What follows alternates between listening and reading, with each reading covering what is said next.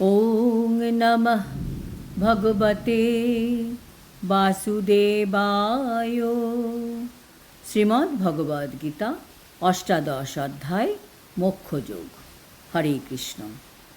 আজ আমরা মোক্ষযোগের ৭৩ নম্বর শ্লোকটি শুনব।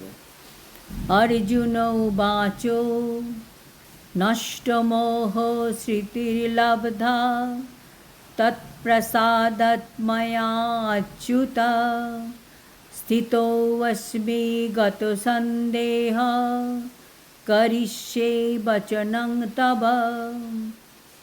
অনুবাদ: অর্জুন বললেন, হে অচ্যুত, তোমার কৃপায় আমার মোহ দূর হয়েছে এবং আমি স্মৃতি লাভ করেছি।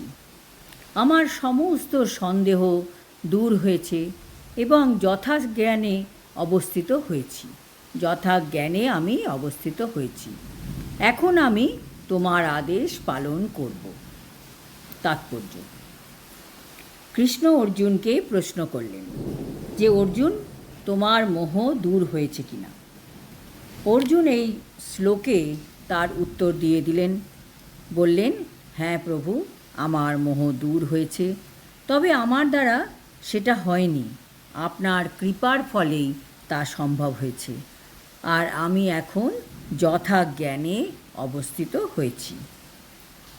গীতা পড়ে তার আদেশ পালন করা আবশ্যক। গীতা পড়া আর গল্পের বই পড়া তো এক জিনিস নয়।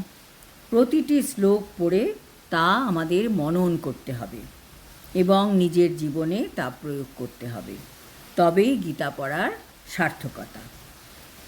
এই শ্লোকের তাৎপর্যে শ্রীল প্রভুপাদ বলেছেন, অর্জুনের আদর্শ অনুসরণ করে সমস্ত জীবেরই স্বরূপগত অবস্থায় পরমেশ্বর ভগবানের নির্দেশ অনুসারে কর্ম করা উচিত। আত্মসংযম করা তাদের ধর্ম। শ্রী চৈতন্য মহাপ্রভু বলেছেন যে, ভগবানের নিত্য দাসত্বই হচ্ছে জীবের স্বরূপ। সেই কথা ভুলে জীব জড় প্রকৃতির বন্ধনে আবদ্ধ হয়ে পড়ে, কিন্তু পরমেশ্বর ভগবানের সেবা করার ফলে সে ভগবানের মুক্ত দাসে পরিণত হয়।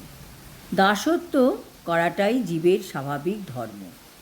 হয় সে মায়ার দাসত্ব করে, নয়তো পরমেশ্বর ভগবানের দাসত্ব করে। সে যখন পরমেশ্বরের দাসত্ব করে তখন সে তার স্বরূপে অধিষ্ঠিত থাকে, কিন্তু সে যখন বহিরঙ্গা মায়াশক্তির দাসত্ব করে তখন সে অবশ্যই বদ্ধ অবস্থা প্রাপ্ত হয়। মোহাচ্ছন্ন হয়ে জীব জড়জগতের দাসত্ব করে। সে তখন কামনা বাসনার দ্বারা আবদ্ধ হয়ে পড়ে। তবু সে নিজেকে সমস্ত জগতের মালিক বলে মনে করে। একেই বলা হয় মায়া। মানুষ যখন মুক্ত হয় তখন তার মোহ দূরীভূত হয় এবং সে স্বেচ্ছায় পরমেশ্বর ভগবানের শরণাগত হয়ে তার ইচ্ছা অনুসারে কর্ম করে। চরম মোহ অর্থাৎ জীবকে ধরে রাখবার জন্য মায়ার চরম ফাঁদ হচ্ছে জীবের নিজেকে ভগবান বলে মনে করা। জীব মনে করে যে সে আর বদ্ধ আত্মা নয়, সে ভগবান। সে এতই মূঢ় যে সে ভেবে দেখে না, যদি সে ভগবানই হতো তাহলে সে সংশয়গ্রস্ত কেন হতো। সেটি সে ভেবে দেখে না। তাই সেটি হচ্ছে মায়ার চরম ফাঁদ। প্রকৃতপক্ষে মায়ার বন্ধন থেকে মুক্ত হওয়ার উপায় হচ্ছে পরমেশ্বর ভগবান শ্রীকৃষ্ণকে জানা আর তার আদেশ অনুসারে কর্ম করতে সম্মত হওয়া। এই শ্লোকে মোহ শব্দটি অত্যন্ত তাৎপর্যপূর্ণ। যা জ্ঞানের বিরোধী তাকে বলা হয় মোহ। প্রকৃতপক্ষে যথার্থ জ্ঞান হচ্ছে প্রতিটি জীবকে পরমেশ্বর ভগবানের দাস বলে জানতে পারা। কিন্তু নিজেকে সেই রকম চিন্তা করার পরিবর্তে জীব মনে করে যে সে একজন দাস নয়, সে এই জড় জগতের মালিক, কেননা সে জড়জগতের উপর আধিপত্য করতে চায়। সেটি হচ্ছে তার মোহ। পরমেশ্বর ভগবান অথবা তার শুদ্ধ ভক্তের কৃপার প্রভাবে এই মোহ থেকে মুক্ত হওয়া সম্ভব। জীব যখন এই মোহ থেকে মুক্ত হয় তখন সে কৃষ্ণ ভাবনাময় কর্ম করতে সম্মত হয়। কৃষ্ণ ভাবনামৃত হচ্ছে শ্রীকৃষ্ণের নির্দেশ অনুসারেই কেবল কর্ম করা।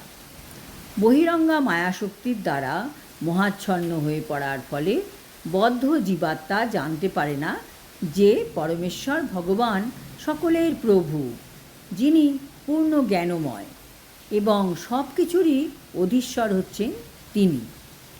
তিনি তার ভক্তকে যা ইচ্ছা তাই দান করতে পারেন।